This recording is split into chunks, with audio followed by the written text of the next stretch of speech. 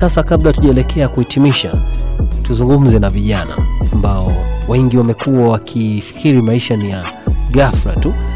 Jinsi anavyoyapata maisha ghafla, anafikiria na kipindi cha uzee kwamba ndivyo nitakavyokuwa, kwamba nikiona mtu fulani ajui kwamba maisha yameandaliwa toka hatua hadi hatua. Tunawaambiaje vijana hasa ambao hivi sasa wameshindwa kuwa na uelewa wa mambo kama haya? Umekumbusha kitu kizuri sana kwamba kama vijana wanapaswa kuelewa kitu gani kuhusiana na hili. Unajua kama ulivyosema, maisha ni process, ni hatua ambazo hakuna maisha yanayokuja tu bila kuyajenga. Unapoyajenga ndio unaruhusu kuwa na maisha mazuri zaidi baadaye. Na kama umeishi katika mazingira ya kutokuyajenga maisha yako, utegemee ndio maisha yako hayo mabaya. Lakini yule ambaye amekuwa akiyajenga maisha yake, automatic atakuja kuwa na maisha mazuri sana.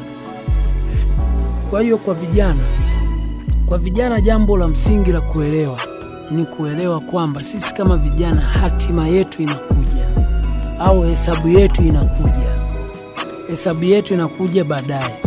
Hesabu inakuja baadaye kwa kuangalia una familia kiasi gani, una watu wanaokutegemea kiasi gani. Sasa je, kama kijana umejiandaeje kuwasaidia hawa watu wanaokutegemea ambao ni familia yako, mke wako na watu wanaokuzunguka?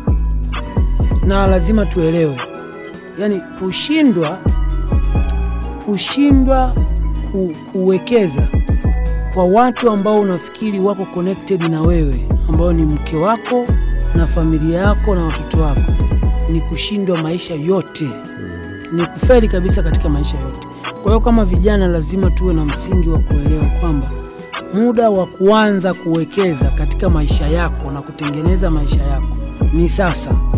Ukishatengeneza maisha yako sasa vizuri, yanakurahisishia kuwa na njia rahisi baadaye unapokuwa mzee au unapokaribia kuwa mzee.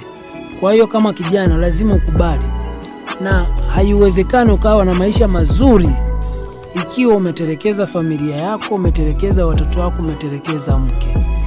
Msingi wa kibinadamu na maisha mazuri ni pale ambapo familia, na ndio maana unatoka kuwa kwenu kwenye maisha nyumbani kwenu, unakuja kuwa kijana, baadaye unakuwa na maisha yako. Kwa hiyo msingi wa kibinadamu upo kwenye maisha yako.